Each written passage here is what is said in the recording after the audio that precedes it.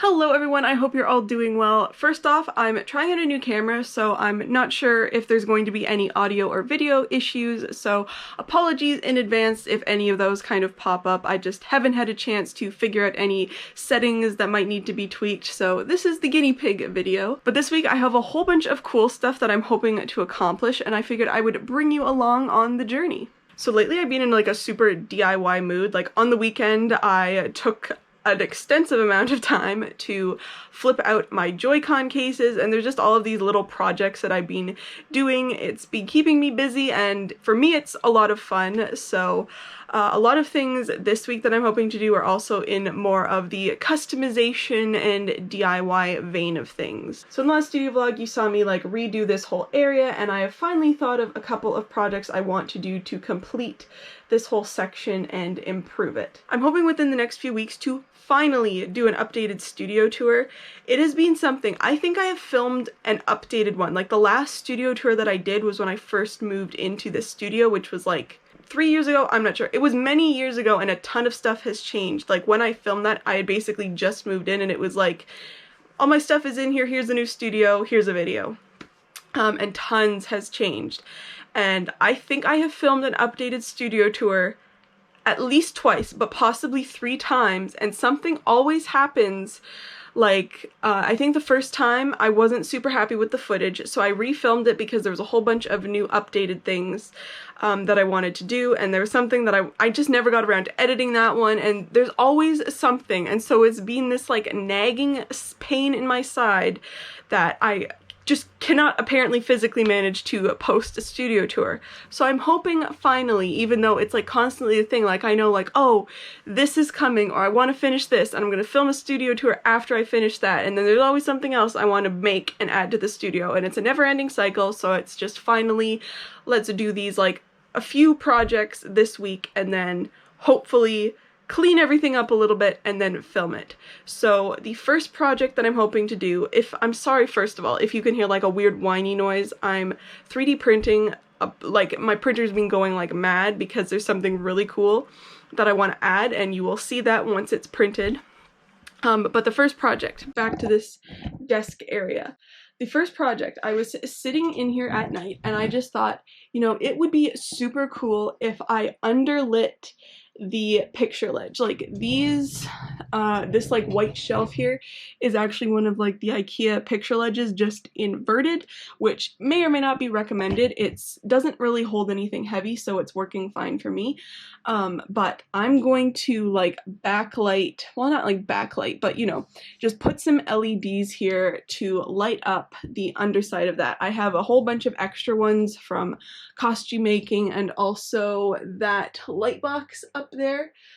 So I definitely have the material, and I figured I would show you my process of how I create custom LED strips and lights, and I think it's going to be super cool to have just this nice cool light. It will also like illuminate green bean. So that is project number 1. Also, speaking of DIY, I printed myself an entire tripod on the weekend as well. So quarantine is going very interestingly for me. So here is what we're working with. I'm going to be using the warm white LED lights that I have as extras. I'm going to be using however many of these that I need, and I'm going to be powering them using a USB cable. This is just a cheap extra one that I bought pretty much for this purpose. Normally I power fans in helmets that I make with a portable battery pack, and so you need a USB cable attached to that to actually use the portable battery pack. And then we just have the standard various other things, wiring, solder, shrink wrap with the lighter. So I figured I would show you exactly how I do this sort of setup, because it's actually pretty easy once you know what you're doing. The first step was figuring out exactly how long I needed to make the strip. LED strips like these tend to have cut points every 3 or so lights, so you're somewhat subject to the cut point increments, and you do need to follow those, because if you don't cut them on one of the cut lines, you will end up with an open circuit and the entire strip won't power on. The next step that I'm taking, because I am soldering directly on to the LED strip, is I'm removing the silicone layer that's kind of covering all of the electronics, because I need to be able to solder to the 2 points that is actually on like the underneath electronic part of the strip. This is definitely something you want to take your time with, because you don't want to cut through the entire strip, you just want to remove the silicone layer. Now, I know I said I had planned on powering this strip with a USB cord, but I actually decided to repurpose this actual LED light cord that I was actually removing from a past light box. So it wasn't going to be in use, so it was kind of up for grabs, and it was just going to have a lot more of the electronics that I was going to need. Like, it has a switch built in, and I figured why not reuse it for this, because this was going to be used immediately. So started the soldering process off by slipping a shrink wrap tube onto the LED strip itself, and then started by tinning the little diode bits onto the actual strip, as well as tinning the ends of the wires with solder. I had already figured out the polarity of the wires, so they were essentially clamped into my third hand the right way. And then the final part of this process is just soldering the wires to the points on the actual LED strip. Now, I tend to check every so often in this process just to make sure that everything is working. As you can see here, everything looks good, you know, the thing lights up, and so just as a precautionary measure, I also added some hot glue to the wires just so they didn't move around before slipping the shrink wrap tube over the soldering section and then shrinking it with my lighter. Technically, you're supposed to use a heat gun, but a lighter is a way more portable option to have in my studio. And here is the LED strip all wired up and ready to go. Like I probably mentioned in a bit of a voiceover, I did decide to switch up the connection thing and essentially upgrade it to this one, which also has a switch. Originally I was going to just put it on like a smart plug, but this works well. It's recycling something that wasn't going to be used for a while, so happy about that. Now, something I didn't film, but I took all of the adhesive, well, as much as I could get off of, like, they normally have like a 3M strip along the back, and I removed the strip completely as much as I could, which is honestly pretty easily. It really doesn't like to stick to the silicone or whatever is on this, and I normally just use some mounting tape anyway. So I'm going to cut this and start actually installing this light strip under the picture ledge. And there's what it looks like. It's obviously like the middle of the afternoon, so it's not very dark in here, so you might not be able to see like its true brightness, but I think it looks awesome. I'm super happy with how this turned out, especially since it was so simple. I actually installed it like on this piece, so it's facing, the lights go in that way, not downwards. So I don't know if you can see in there. There you go. That's what that looks like. And then over here I just stuck the switch on the wall, so it's super easy for me to get to. Obviously, if for some reason that's just too difficult for me to flip that switch, I can put it on a smart plug if I really want to. That is the result of the first DIY project for the studio. And here's the lighting now that it's actually dark outside. So now that the lights are all installed, the other main project that I am super excited about that has been printing this entire time is I really have wanted for the last few months to make a Mythos Skull, specifically the one like the armor has in The Mandalorian. And a couple of weeks ago I found this perfect 3D print file for it, and I figured, you know, why not treat myself to a bit of a building project? You know, they are fun for me. It's kind of like creating my own Lego sets in a way.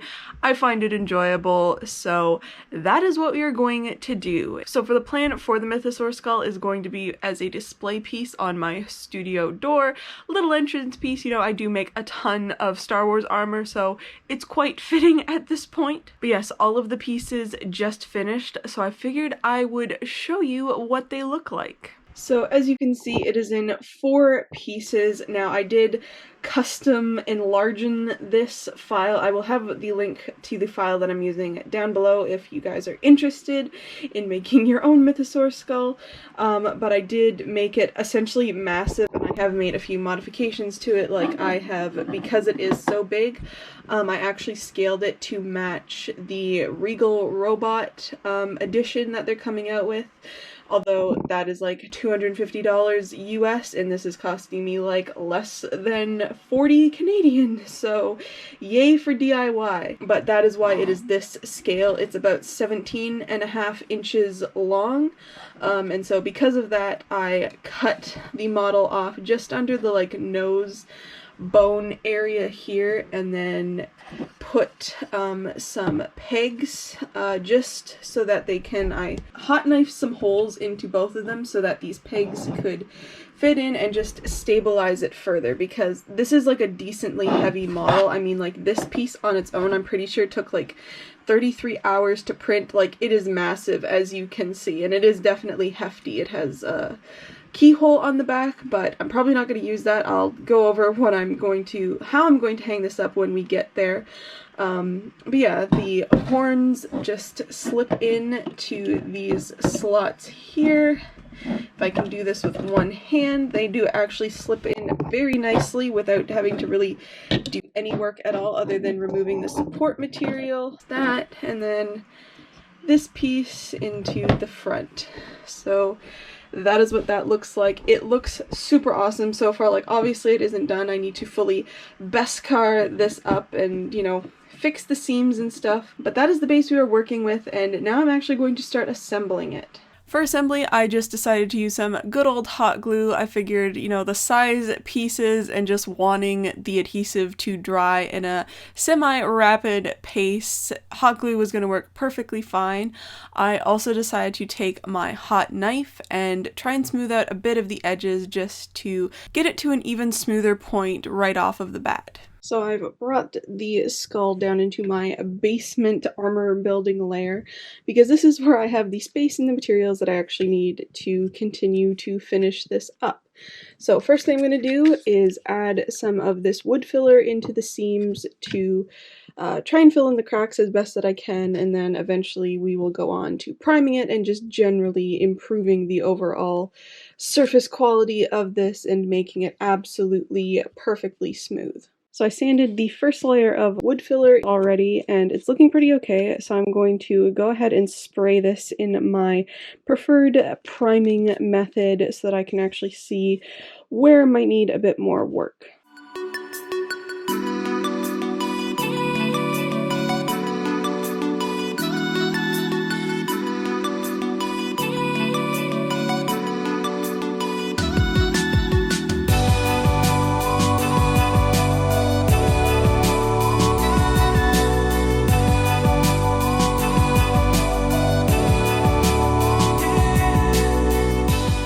Here's what it looks like, all primed with a couple of the filler primer layers. Overall on the sides, it's looking pretty smooth. The main issues are pretty much just on the top surface where you can see more of the layer lines. So I'm going to spend a decent amount of time sanding this up to see how smooth that I can get it, and then go from there. If it's really rough still in areas, I might add some wood glue to speed up the smoothing process, or I just might add a few more layers of the filler primer, but we will see what sanding paper does first. So after a fairly lengthy sanding session, this is the result. The grooves on just the upper layers is just basically how they printed, because it printed this way, so all of these grooves are still pretty deep, so I do think I'm going to slap on a layer of the wood glue just because it's going to speed things up, especially because this is such a perfect smooth metal surface. So I'm gonna slap a layer or two of the wood glue onto this and then see how smooth things feel.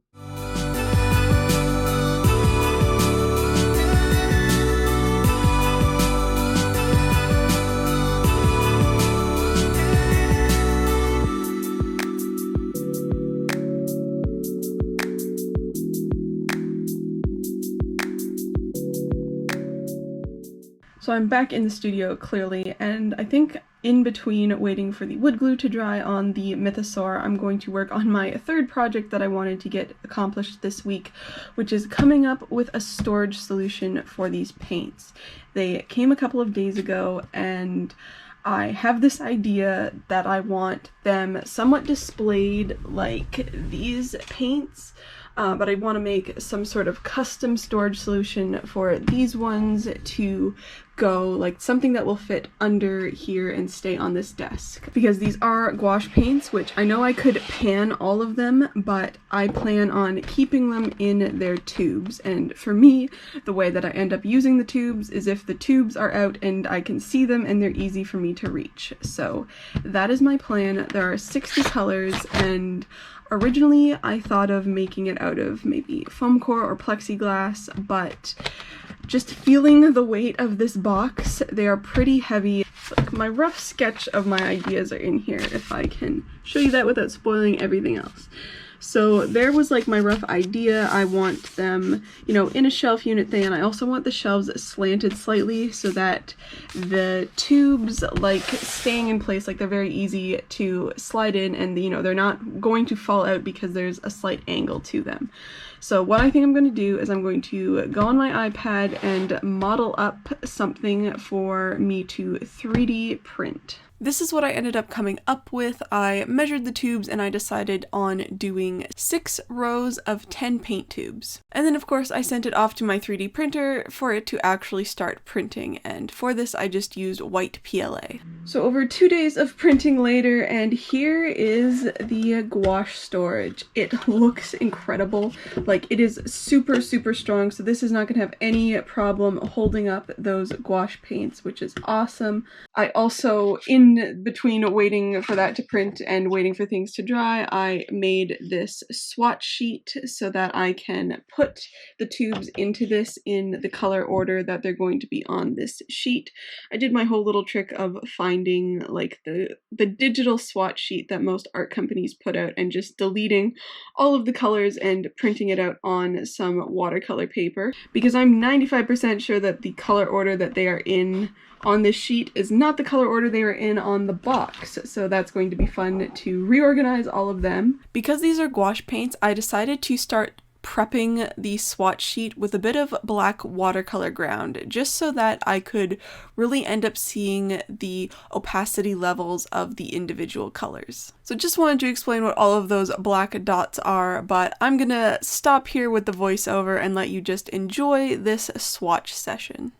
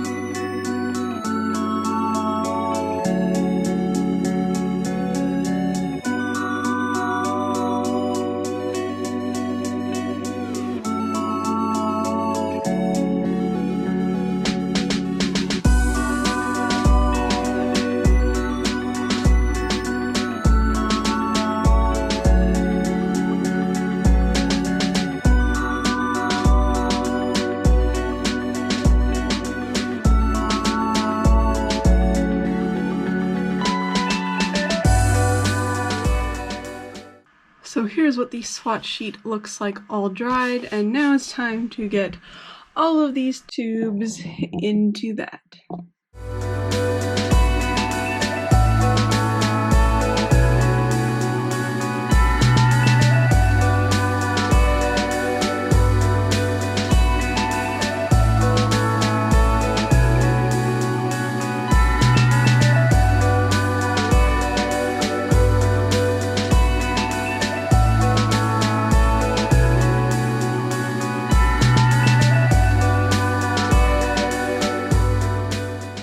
And there's the finished gouache storage. Everything fits perfectly. I mean, I even could have possibly made each of these a bit tighter, but I don't mind that they're not like crazy fitting in there, because that does mean it's easier to grab them, and just having that bit of play is going to make it easier to also put the colors back. But yeah, that looks great, nice and colorful, something really nice looking to have on my desk.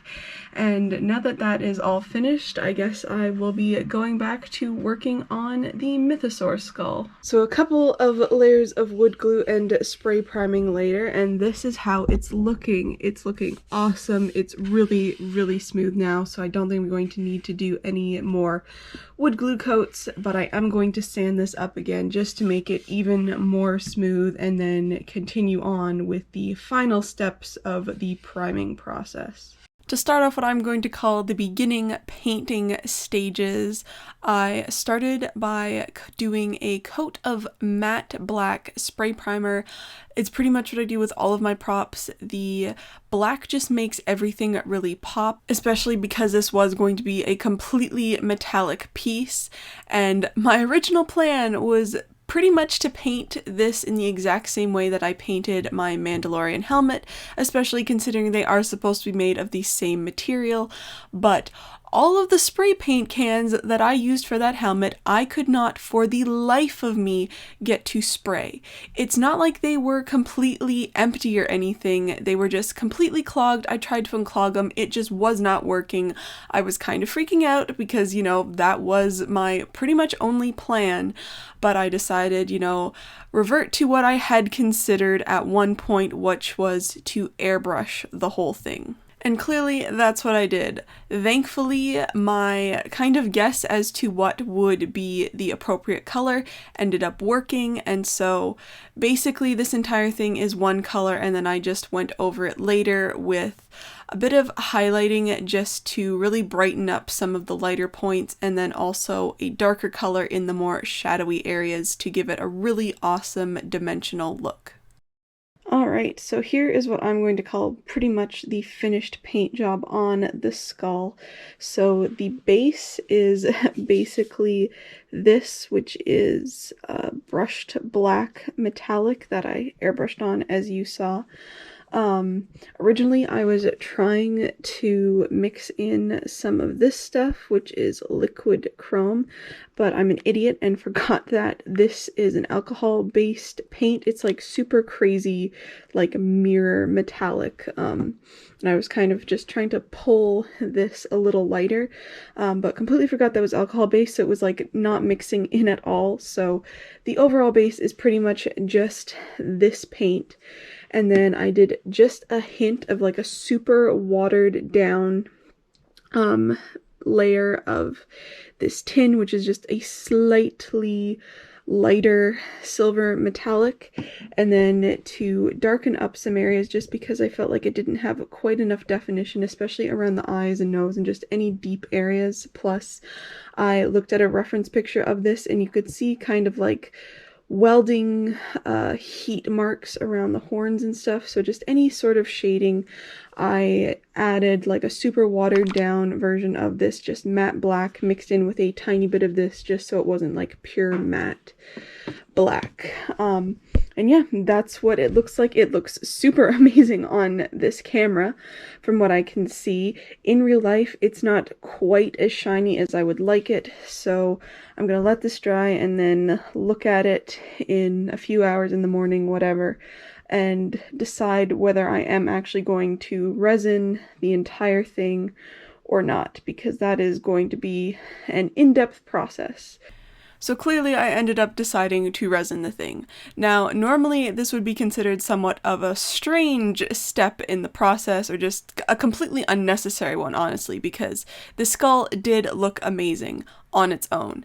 And resin is a pretty intense process, you know. Normally I would spray this in like some sort of varnish setting spray just so that it held up a little better for any possible wear and tear on the paint job.